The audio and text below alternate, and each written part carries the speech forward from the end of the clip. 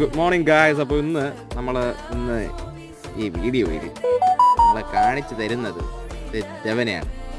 ധവൻ ഒരു ഫീഗറിനാണ് കേട്ടോ. കാരണം ഈ കാണുന്ന തോടുകളിലെല്ലാം ഞാൻ മീനിട്ടിട്ടുണ്ട്.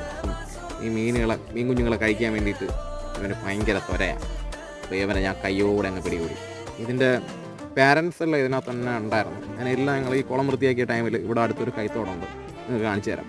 അപ്പോൾ അതിനകത്ത് കൊണ്ടുവിട്ടു.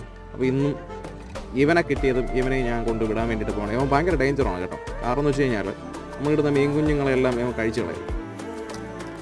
കാരണം ഇവനെ ഞാൻ 2-3 ദിവസമായിട്ട് നോട്ട് ചെയ്യാം. ഇടുന്ന ഫുഡ് എടുക്കുന്നുണ്ട്, ഗ്രോവലൊക്കെ എടുക്കുന്നുണ്ട്. അങ്ങനെ ഇവനെ ഇവിടെ കൊണ്ടുവന്ന് ഇതൊരു കൈത്തോടാണ് കേട്ടോ.